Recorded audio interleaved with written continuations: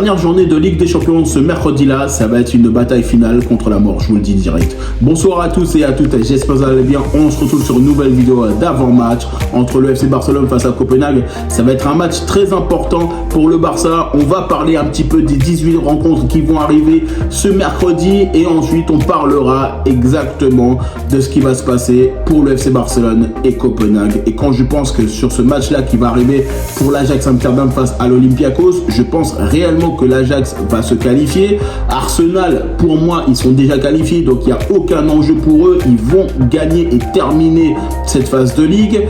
L'Athletic Bilbao face au Sporting Portugal. Franchement, le Sporting Portugal qui fait une grande performance en Ligue des Champions. Et honnêtement, ils sont capables de faire un grand coup face à Bilbao. Je pense que oui, même si forcément Bilbao a un effectif de qualité. Honnêtement, l'Atlético Madrid, je pense que réellement, ils vont se qualifier. Je pense qu'ils vont faire un excellent match face à cette équipe-là et ils vont remporter la victoire. Dortmund-Inter, là, ça va être chaud. Là, clairement, ça va être chaud parce que quand tu vois ce genre de match où tu sais que là, ça va se jouer notamment en Allemagne, les points sont chers pour la Ligue des Champions et là, ça risque d'être un match assez serré, notamment entre ces deux équipes, mais je vois quand même une victoire de l'Inter. Maintenant, le Barça face à Copenhague. Le Barça doit remporter la victoire s'ils ont envie de se qualifier directement pour le top 8. C'est très important pour le Barça. On sait très bien que là, c'est un match où il faut gagner. On a été capable de remporter la victoire face au Slavia Prague. Maintenant, il faut continuer à performer. Il faut qu'on continue à faire le boulot parce que le top 8 est très important sur l'aspect économique et sur beaucoup d'aspects aussi. Franchement, le Real Madrid qui va jouer face au Benfica, alors là, je pense que le Real Madrid va se qualifier, va remporter la victoire face au Benfica de José Mourinho parce que je ne vois pas comment le Benfica puisse vraiment poser problème à ce Real Madrid, même si c'est pas un Real Madrid à son prime actuellement, mais il faut pas oublier que le Benfica n'est pas non plus à son prime. Donc forcément, quand je vois ce genre de rencontre, pour moi, c'est réellement un favori qui est net et c'est le Real Madrid. Bruges face à Marseille. Franchement, ça va être un match intéressant sur le papier. Quand tu vois Marseille, quand tu vois Bruges, là, moi je pense une victoire quand même de Bruges face à Marseille, même si forcément ils ont beaucoup de choses à faire valoir, notamment l'Olympique de Marseille, mais quand même, ça risque d'être assez compliqué pour cette équipe marseillaise. Francfort face à Tottenham, franchement, Tottenham qui est déjà bien embarqué en Ligue des Champions, ils vont vouloir se sécuriser. Je pense à une victoire de Tottenham assez rapidement, franchement, parce que quand tu vois face à Francfort qui n'est pas bien en Ligue des Champions, faut pas oublier qu'actuellement Tottenham est quand même dans le haut et parmi les top 8 de cette Ligue des Champions. Donc forcément, je pense réellement que Tottenham a une carte à jouer et va vouloir se sécuriser.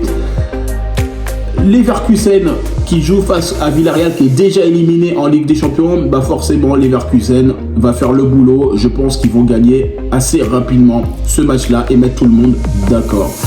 Liverpool face à Karabakh. Pour moi, ça sera une victoire de Liverpool. Je ne vois pas autrement.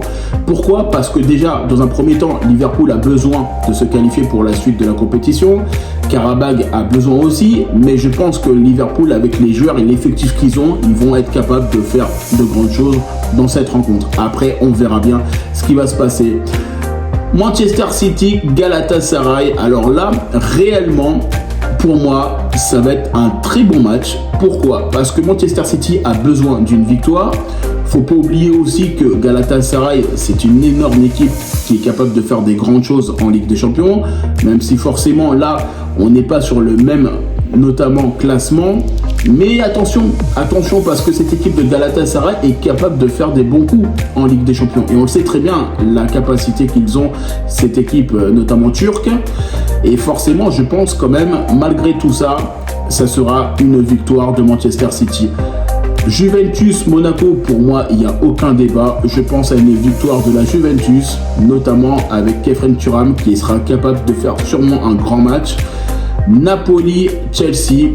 Je pense à une victoire honnêtement de Chelsea, même si forcément le Napoli ne sera pas facile pour cette équipe de londonienne, mais honnêtement je ne vois pas Chelsea perdre et ça honnêtement c'est assez relou parce que forcément Chelsea ils font partie du top 8 et le Barça a besoin aussi de passer ce genre d'équipe pour se qualifier directement en Ligue des Champions et j'espère honnêtement que Chelsea fasse un petit match nul, pourquoi pas, je dirais, ce serait très très bien. Pafos contre le Slavia Prague. Alors pour moi, je pense que le Slavia Prague va vouloir essayer de remporter la victoire. Après, attention quand même pour Pafos parce qu'ils ont aussi une belle équipe. Là, honnêtement, pour moi, ça va être un match qui va être assez ouvert parce que de toute façon, le Slavia Prague, ils sont déjà en bas, ils sont déjà capoutes, on le sait très bien. Et Pafos va vouloir quand même se qualifier pour les barrages parce que forcément, ils ont besoin de points. Et ça, on le sait très bien que de toute façon, ce genre de match, il risque d'être assez intéressant sur le papier. Paris Saint-Germain, Newcastle. Alors ce match-là, il risque d'être très intéressant sur le papier. Pourquoi ? Parce que tout simplement, ces deux équipes, ils ont énormément de choses à perdre sur cette rencontre. Donc forcément, pour moi, il y a une des deux équipes qui va gagner et qui va perdre au classement. Et ça, je pense que ça sera assez logique. Après, qui va remporter la victoire entre Newcastle face au Paris Saint-Germain? Réellement, là, c'est un match où il va falloir regarder de plus près ce qui va se passer parce que ça va être hyper intéressant. Et je pense que de toute façon, le vainqueur de ce match-là permettra au Barça, si on remporte la victoire, de passer devant au classement parce que le Barça, forcément, ils ont un goal average qui est quand même assez intéressant. PSV Eindhoven face au Bayern Munich. Alors pour moi, le Bayern Munich, réellement, ils vont gagner. Il n'y a aucun débat là-dessus. Je pense que le PSV Eindhoven ne pourra pas faire grand-chose face à cette équipe allemande et mancunienne. Et franchement, je pense que réellement, le Bayern, ils vont gagner peut-être 1 ou 2-0 assez tranquillement. Après l'Atalanta face à Union SG, je pense réellement à une victoire de l'Atalanta parce que forcément, pour eux, ils ont besoin d'une victoire. Ils ont besoin de prendre des points et surtout, c'est le dernier match. Et je ne vois pas notamment l'Atalanta perdre face à cette équipe de Union SG. Maintenant, on va parler un petit peu de ce match qui va arriver face notamment Copenhague. Alors Copenhague qui est actuellement et qui a un besoin de prendre des points, on le sait très bien, sur ce classement de Ligue des Champions. Mais c'est surtout un Barça qui a besoin de se qualifier pour le top 8. Et moi, je pense réellement quand je vois ce genre de match, c'est un match où le Barça va jouer avec potentiellement des joueurs en moins qui ne seront pas là. Donc déjà, on sait très bien que Frenkie de Jong ne pourra pas jouer pour accumulation déjà de cartons jaunes. On sait qu'on ne pourra pas compter sur certains joueurs, notamment dans cette Ligue des Champions. Il y a 2 joueurs qui ne seront pas là. Et forcément, pour le FC Barcelone, on va devoir composer avec un effectif, mais qui doit être ultra qualitatif. Et on doit pouvoir avoir les meilleurs joueurs pour nous permettre de remporter la victoire. De toute façon, la mission du Barça, c'est de remporter la victoire avec le plus de buts possible. Que ce soit pour le goal average, que ce soit pour le classement et que ce soit aussi pour l'opportunité pour le Barça de rentrer dans ce top 8 et d'aller se qualifier directement pour la Ligue des Champions et d'éviter notamment un match de plus. Parce que ça aussi, c'est très important parce que on sait très bien que le match de plus face à un adversaire de qualité, ça peut être complètement compliqué pour toutes les équipes.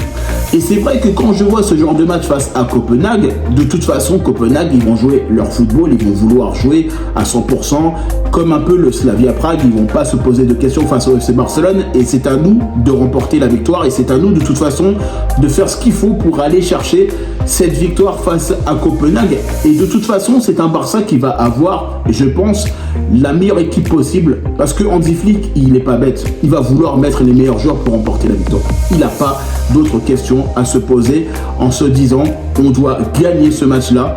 Il est primordial. Même si forcément tu es diminué au milieu de terrain parce que tu n'as pas certains joueurs, on a un effectif de qualité. On a Fermin Lopez qui peut être bon en milieu offensif. Rafinha peut jouer au milieu. On a pas mal de joueurs notamment qui peuvent composer. On a Eric Garcia aussi qui est capable de jouer, faut pas oublier, au milieu. Parce qu'il a quand même fait pas mal de choses, il a quand même pas mal dépanné le FC Barcelone au milieu de terrain sur les derniers matchs. On sait très bien qu'on a pas mal de possibilités pour le Barça d'avoir une composition totalement différente en fonction de l'adversaire. Et de toute façon, quand je pense à ce genre de match, pour moi, c'est un Barça qui doit attraper la veste de l'adversaire et clairement leur faire mal. On doit rentrer dans le lard, on doit être capable de faire un énorme match face à cette équipe de Copenhague et à la fin du match, qu'on se dise le boulot, il est rempli, on a fait ce qu'il faut pour marquer le plus de buts possible parce que sur l'aspect comptable, ça sera très important et c'est surtout un match du Barça qui doit être à la hauteur de la Ligue des Champions parce que plus on va arriver forcément sur la Ligue des Champions, plus les adversaires risquent d'être compliqués. On a été capable l'année dernière de se qualifier jusqu'en demi-finale de Champions League, on a été capable de perdre malheureusement face à l'Inter. C'est un Barça qui doit faire mieux que la saison passée et forcément ça sera pas facile, mais c'est un Barça qui est capable de faire des grandes choses en Ligue des Champions et surtout il faut qu'on soit hyper solide défensivement. En tout cas, moi je vous remercie toutes les personnes qui prennent le temps pour regarder cette vidéo. N'hésitez pas à liker, commenter et partager. N'hésitez pas à me dire en commentaire qu'est-ce que vous avez pensé notamment de ce match entre le FC Barcelone et Copenhague. N'hésitez pas à me dire en commentaire qu'est-ce que vous en pensez de toutes les rencontres, des 18 rencontres de ce mercredi, parce que là ça va être vraiment des matchs sensationnels. Et puis moi je vous dis tout simplement à bientôt pour une prochaine vidéo.